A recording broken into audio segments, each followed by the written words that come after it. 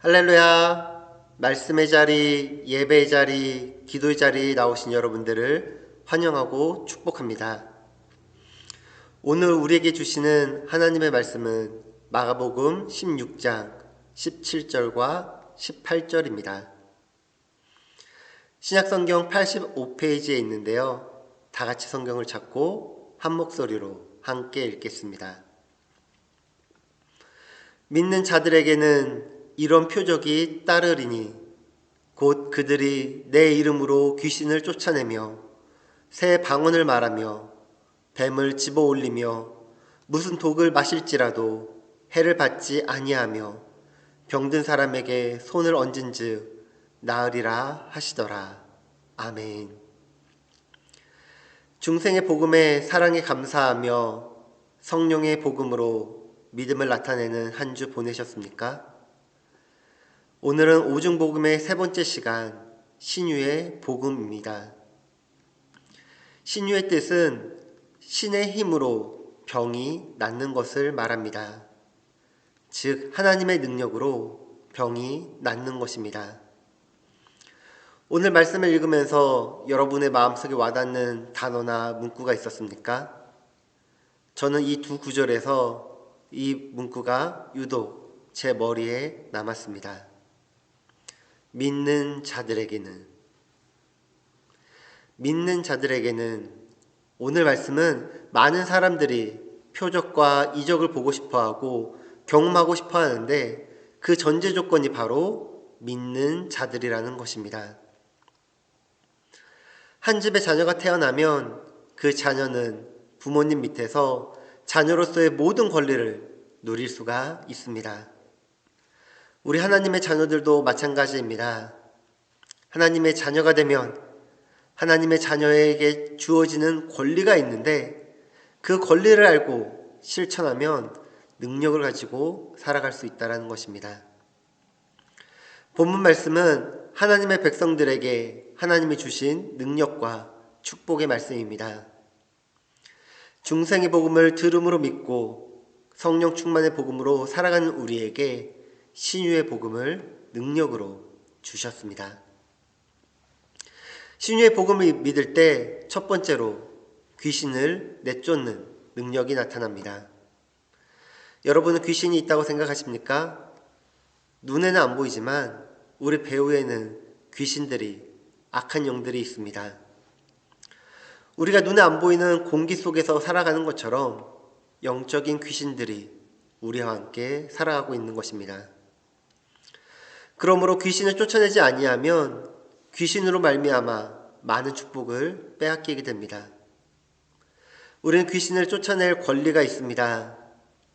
예수 그리스도의 이름과 그 보혈의 능력과 성령의 권세로 귀신을 쫓아낼 수 있습니다. 성경에는 더러운 귀신이 있다 말합니다.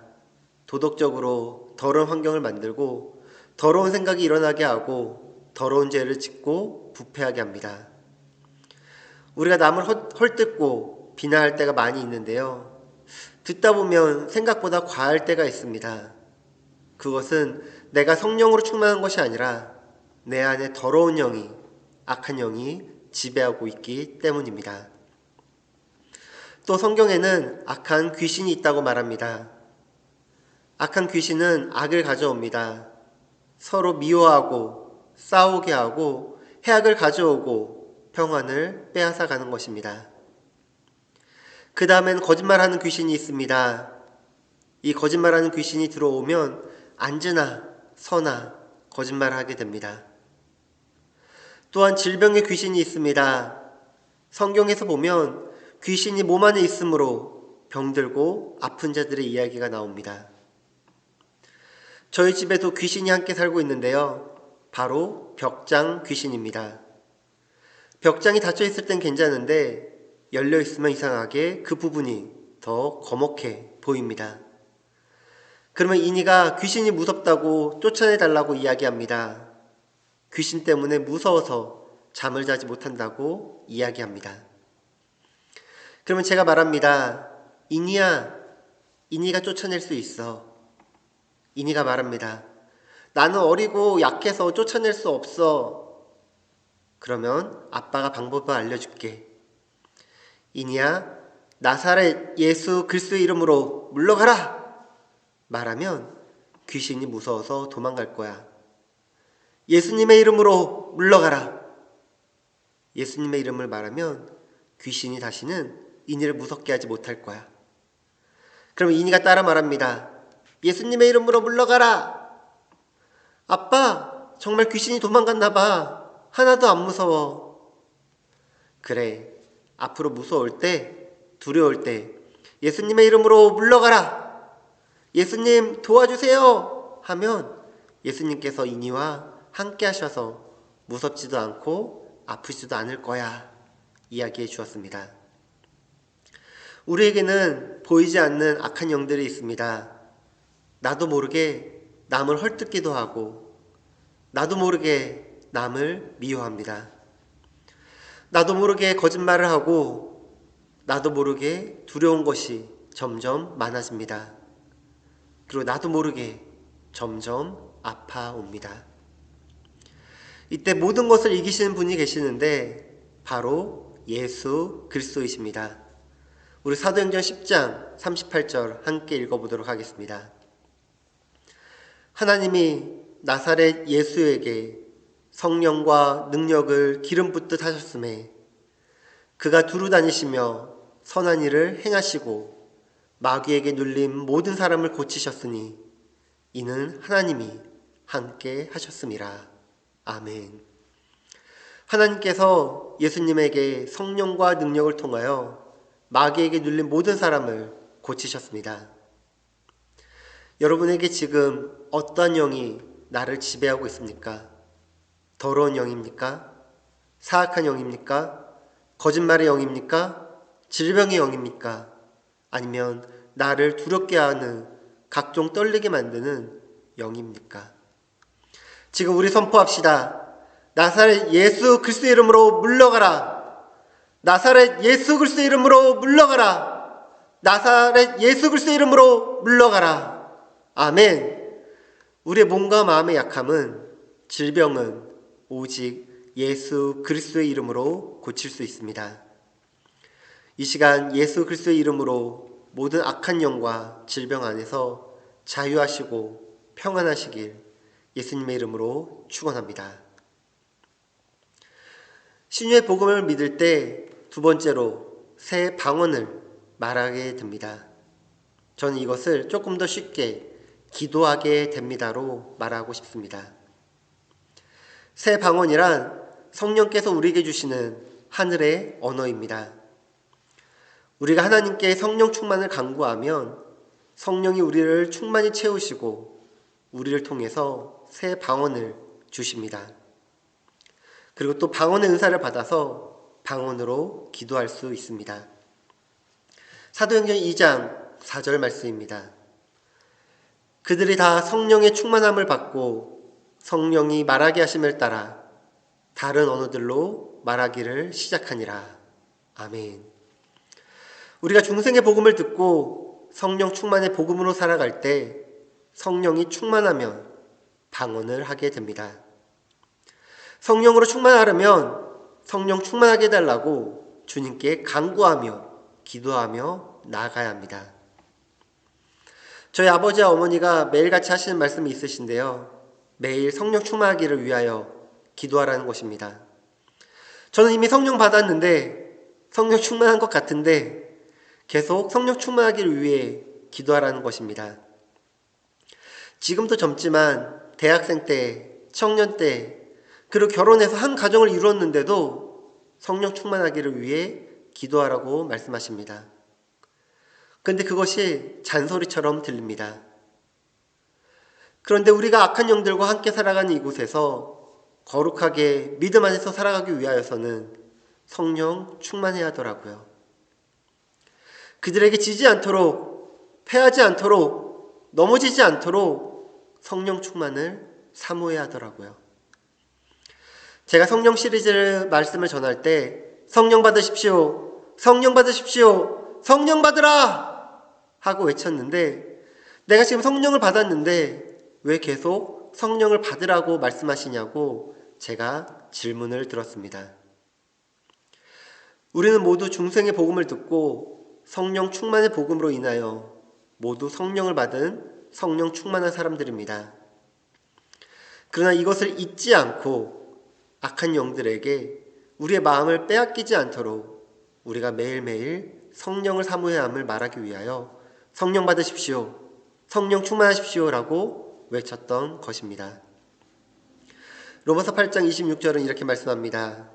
이와 같이 성령도 우리의 연약함을 도우시나니 우리는 마땅히 기도할 바를 알지 못하나 오직 성령이 말할 수 없는 탄식으로 우리를 위하여 친히 간구하시느니라. 성령이 우리를 통해서 친히 간구하십니다. 성령께서 방언으로, 하늘의 언어로 기도해 주십니다. 방언 받으셨습니까? 방언을 못 받았다고 해서 성령 충만하지 않은 것은 아닙니다. 그러나 우리가 성령을 늘 사모함으로 나아간다면, 성령 충만하기 위해 나아간다면 방언을 받길 간절히 기도해야 합니다. 우리 순복음 주나인교회가 지난 13년간 침례교회였습니다. 저도 침례교회에서 10년 사역을 하였는데요. 침례교회는 기도할 때 조용히 기도합니다. 침묵기도, 묵상기도를 강조하였습니다. 그러다 제가 순복음에서 사역을 하게 되었는데 담임 목사님께서 침례교와 순복음이 많이 다를 거라고 하시더라고요. 첫 주일 예배를 드렸습니다. 근데 생각보다 괜찮더라고요. 그래서 목사님께 목사님 조금 다르긴 하지만 특별한 건 못 느끼겠는데요 라고 말했더니 금요 심야 기도에 예배를 드리면 알게 될 거라고 말씀해 주셨습니다. 제가 침례교 사역을 할 때에는 주일 예배는 딱 1시간이었습니다. 그리고 금요 기도에는 1시간 30분이었습니다. 근데 여기는 설교가 1시간이 이미 넘더라고요. 끝날 생각을 하지 않습니다. 그리고 10시 반부터 기도회가 시작되었는데 모두 방언으로 기도하며 그 기도 현장이 뜨거웠습니다. 여름에는 당연하지만 겨울에도 기도 시간에는 에어컨을 돌립니다. 이 기도가 끝나지 않습니다. 9시에 교회에 도착하면 12시가 넘어서 예배를 마칩니다. 그리고 차량 운행을 하면 1시가 넘어서 집에 들어갔습니다. 처음엔 이것이 너무 힘든 일이었습니다. 그런데 1년, 2년, 3년, 4년 하니까 힘들지 않더라고요. 당연하게 기도하게 되더라고요. 이것이 성령 충만의 능력이며 이것이 기도의 능력입니다. 우리 함께 기도합시다. 기도의 능력을 통해 신유의 복음을 경험합시다. 예수께서 친히 우리의 연약함을 담당하시고 질병을 짊어지셨기에 구원받은 성도들은 병고침을 받는 축복과 다른 이들의 신유를 위해 기도해 줄 의무와 특권이 있습니다. 나를 위해서, 내 가정을 위해서, 교회를 위해서, 내 이웃을 위해서 함께 기도합시다. 그러기 위하여 우리가 매일 아침 말씀 비타민 이후에 중보기도 시간을 갖습니다. 그리고 다음 주부터 시작되는 월요일 성경 공부 이후에 우리는 성령 충만 기도회가 첫 시작을 알리게 됩니다. 성경 공부 자리에 나오시기 바랍니다. 그리고 기도의 자리로 나오시기 바랍니다. 그거 몇 번 기도해서 뭐가 달라지겠어 하실지 모르겠습니다.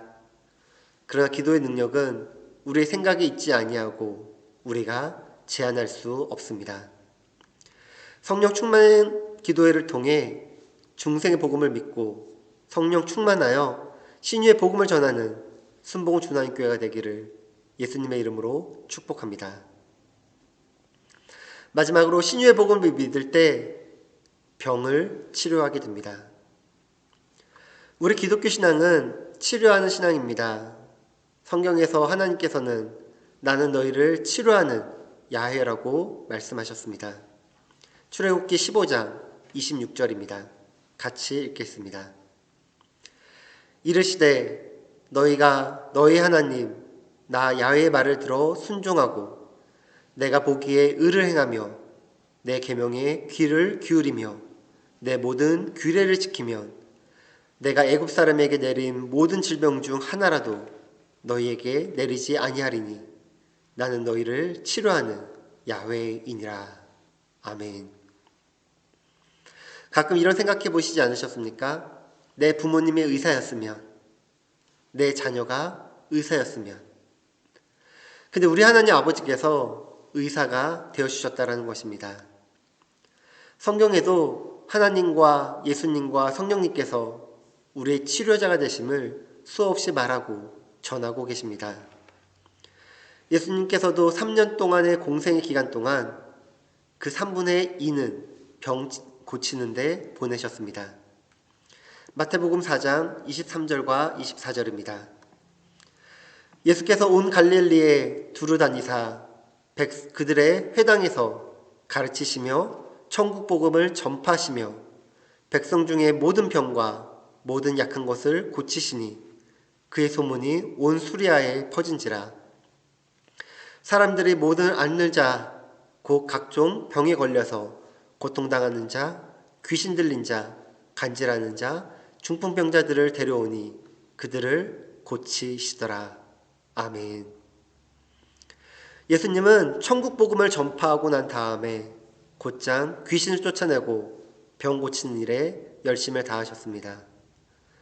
주님은 치료하는 하나님이십니다. 우리 주님은 우리를 구원하는 하나님이실 뿐만 아니라 우리를 치료하시는 야훼 하나님이십니다. 예수님께 나오면 죄사함을 받고 구원을 받을 뿐 아니라 병 고침을 받고 마귀에게서 해방되는 역사를 얻게 됩니다. 우리 영혼이 잘되고 범사에 잘되며 강건하고 생명을 얻되 넘치게 얻게 하는 예수님의 역사를 믿어야 하는 것입니다. 우리 하나님 아버지도 의사이시고 우리 예수님도 의사이십니다. 주님은 사도들과 제자들에게 반드시 복음을 전하며 병을 고치라고 말씀하셨습니다. 제가 앞에서 한 집에 자녀가 태어나면 그 자녀는 부모님 밑에서 자녀로서의 모든 권리를 누릴 수 있다 말씀드렸는데요. 이제 우리가 하나님의 자녀로서 모든 권리를 누리며 복음을 전하고 병을 고칠 수 있다는 것을 믿으시기 바랍니다. 부끄러운 제 간증인데요. 제가 17년 전 교육전도사로 첫 사역을 시작할 때였습니다. 제가 미취학 4, 5세 아이들을 담당하였는데 그때 제가 담당한 아이들이 250명이 넘었습니다. 아직 아이들의 이름도 다 못 외웠을 그때쯤 하루는 한 아이가 원인 모르는 폐렴으로 응급실에 실려갔는데 의사가 3일을 넘기지 못할 것이라고 이야기하였습니다. 이를 위해 교육 목사님과 청소년 어린이지구 담당 목사님, 그리고 미취학지구 풀타임 전도사님과 세미 풀타임, 그리고 저까지 총 10명의 사역자가 병원에 방문하였습니다. 부모님은 저희를 보며 아이가 3일밖에 살 수 없대요 라고 말씀하시며 내내 우셨습니다. 교육 목사님께서 말씀을 마치시고 우리 이 시간 다 같이 기도하자라고 말씀하시며 마무리 기도를 본인이 하시겠다라고 말씀하셨습니다. 근데 어머니께서 갑자기 우리 아이가 이충호 전도사님을 너무나 좋아했는데 마지막은 이충호 전도사님이 기도해 주시면 좋겠다라는 것이었습니다. 저는 머리가 하얘졌습니다.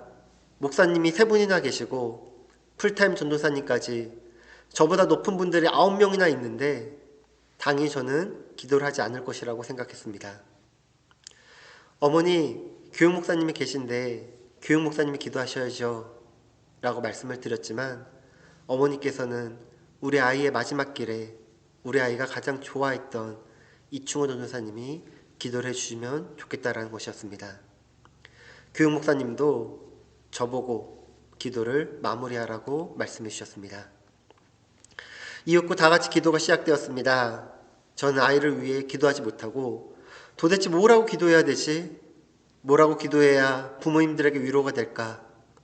그리고 더 나쁜 생각은 어떻게 기도해야 좋은 기도가 되고 칭찬받는 기도가 될까였습니다. 근데 아무 말도 아무 생각도 나지 않았습니다. 기도해야 하는데 기도를 할 수 없었습니다.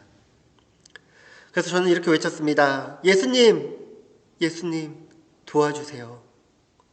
예수님만이 하실 수 있습니다.